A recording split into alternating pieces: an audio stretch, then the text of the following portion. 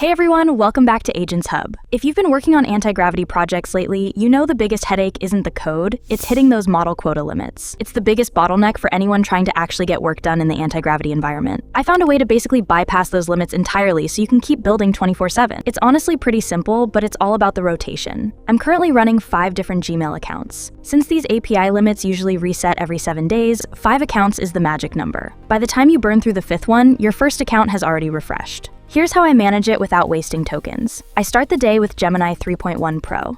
Once that's capped, I switch over to Claude Sonnet 4.6. I try to stay away from Opus. It's a token hog and usually overkill for what we're doing here. If I'm just doing small logic tweaks or light code edits, I use Gemini Flash. The quota there is way higher, so it saves the big models for the hard stuff. The real question is, how do you switch accounts without losing your project's brain?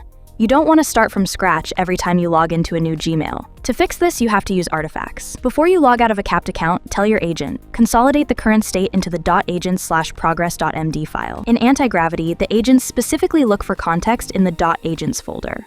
Make sure that file includes the current implementation plan, a list of completed tasks versus pending ones, any custom skills or rules you've defined in your workspace. When you log into the new account and open that same workspace, your agents will read that .agents folder, see the progress.md, and pick up the mission control right where you left off. It's like a save game for your AI development. It's a bit of a manual hack, but it's the only way I've found to keep the momentum going without waiting days for a refresh. If you're stuck on an anti-gravity project right now, give this a try.